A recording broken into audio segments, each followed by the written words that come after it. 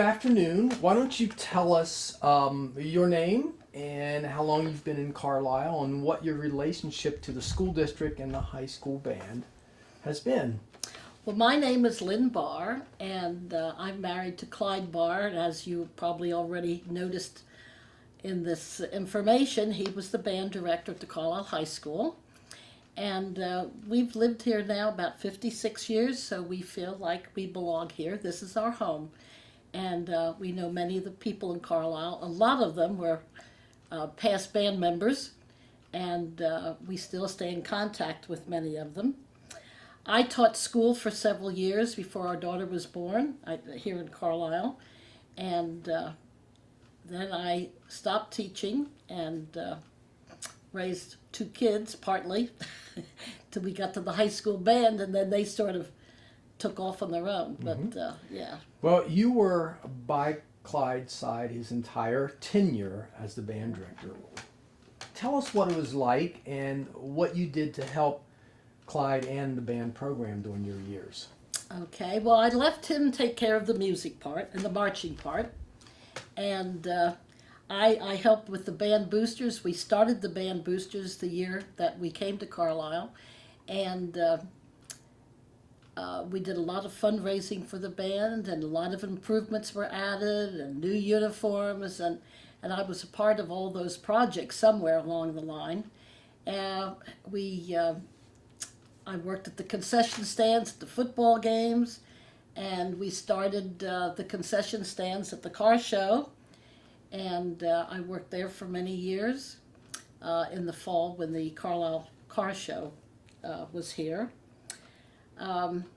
I helped with the uniforms and fitting them in the fall, and anything else the band needed, or before parades if they needed something or forgot something, I went back to the schools, sort of do whatever was needed. I'm sure you have experienced a whole lot of great things while Clyde was the band director. Do you have any favorite experiences or favorite memories of your time with the high school band? Well, there were so many. I don't have any one. I enjoyed doing things, going and when the band marched in the Apple Blossom Festival or the Cherry Blossom Festival in Washington and things like that. So it was a lot of fun to work with these people, and the students all were very dedicated, and that was a big thing. They all wanted to do well, and many of them went on to be in big bands and military bands. So it was fun to watch them over the years, and it has been. Yeah, as I know, student dedication is so important to the band program and to the success of the band program. I imagine you were with Clyde in Europe when he took the band over there. Tell us about that kind of experience. Well, that was a whole different experience because it was the first time we had been to Europe. But before that, we helped the students earn money to go. Each student was responsible for part of their money to go to the trip. In those days, in 1970, for instance, the trip, the airfare, the hotels, 3 meals a day, the airfare cost $800. That sounds almost free in today's world. I know. And they worked very hard. They cut and sold Christmas trees. They washed trucks at the truck stops. People would call here and say, I need someone to help clean out my garage, and I'd call someone, give them that opportunity, and they shoveled snow, and they did a lot of work for their portion, and the boosters paid for a portion of that. So it was an interesting time, but I think the students appreciated the trip. Sure. And then being on the trip was fun because European audiences are so wonderful. They love music. They will come, even if it's raining, they will come to your concerts. And just to see their faces and the students' reaction was a thrill. And You were obviously there when they performed. What was that experience like? Well, it was exciting because they loved the music. They loved the American music, and particularly John Philip Sousa. You couldn't leave until they played John Philip Sousa's Stars and Stripes Forever and the Battle Hymn. That was something they expected. And like I said, the audience would come up, and some of them couldn't speak English at that time. These days, a lot of Europeans can speak English. But they were just so kind to us and everything that we went back in 1974. The whole purpose of the trip was to perform in the World Music Festival, which was held in Kerkrade, Holland. And it's like the Olympics, it's every 4 years.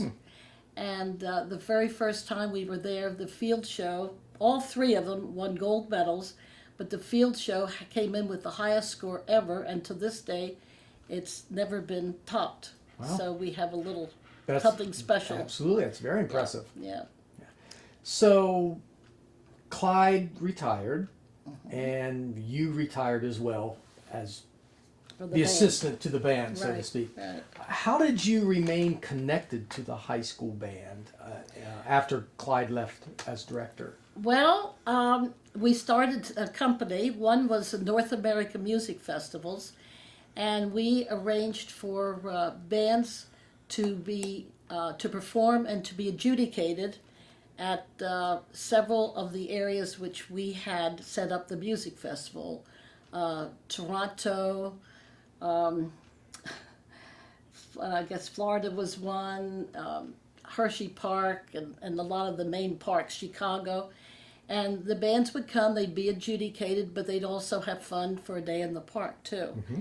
And then we also had educational travel experiences, and that was a regular travel agency where usually we set up group tours. We did individual things too, but it was the group tours, whether it was to the Christmas markets in Germany or a trip to Spain for 2 weeks or something like that.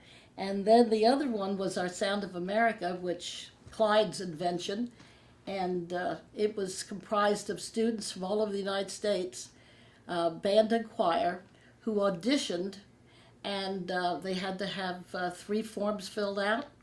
They also had to have one of those forms from their band director, and then they had to have an audition tape.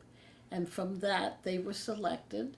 There were years when we had as many as 250 Wow. performing. That was band and choir combined. Mm-hmm. And we also hired a very prominent choir director who directed the choir, and Clyde did the band. And we toured Europe for 3 weeks, giving concerts. And we did that for how many years? I can't remember. 39 years. So. 39 years. That's Yeah. a lifetime. Well, yeah, we got to know Europe pretty well Absolutely, by that time. I'm sure you did. Tell us about your work with the high school band here in Carlisle through ETE. Well, when Dave Rohr, who did a fantastic job with the band, would want to take his group on a trip, whether it was the Alamo Bowl or the Rose Bowl, he came to us to plan the trip, and we had a good time doing that. And of course, we had his input into it, what he expected or wanted to do, and we went ahead and set up the accommodations and the flights and the tours and all that. We had a good time because Dave had good control over the band, and it was a lot of fun for us to go with them. And Yeah, I can say emphatically that you, Clyde, myself, created a lot of memories for kids through the numerous trips we took with you. Macy's was one that I still Yes. remember. Oh, yeah. Lots of good times at Disney and down in Florida. So Swamp tours with the just- alligators. Absolutely. So they were good times, and Yeah. I know I appreciated all of your efforts in making it such a positive, memorable time. Well, you were easy for to these work kids. with, so that was good. Well, I try. Yeah. Lyn, were there any other moments that you remember that were special during your years associated with Clyde and his directing the high school band? Think of anything? I'm trying to think. Each one was so special in its own way. What maybe you could even reflect a little bit on what it was like for you as a band mom when your kids were in Oh, the well, program. yes.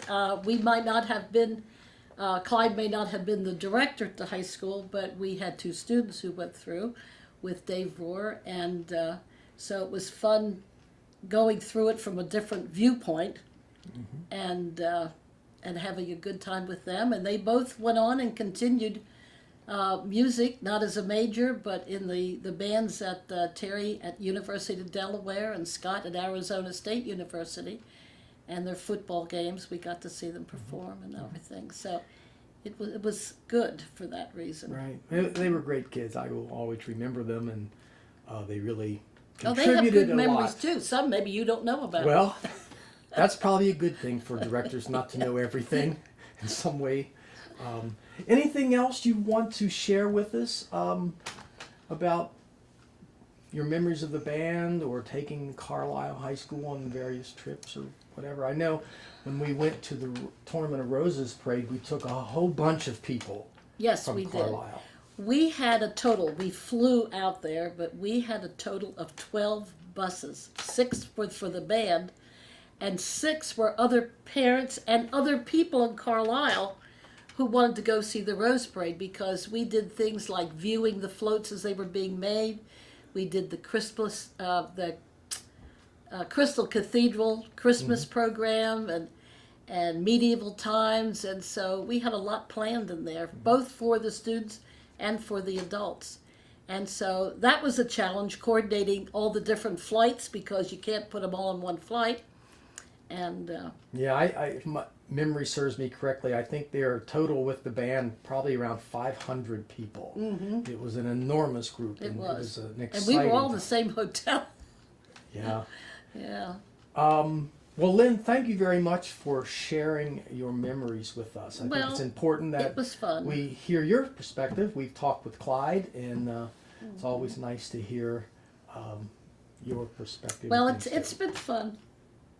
Challenging sometimes, but we always found a way around something or over it, and sometimes there were problems we had to figure. On a trip or something, if something didn't work one way, we had to think fast how to change that Right. and And to you- make it work. And you were always successful in doing that. So So thank you very much Well, for you're your time welcome. today. Thank you. Good to see you. Bye bye.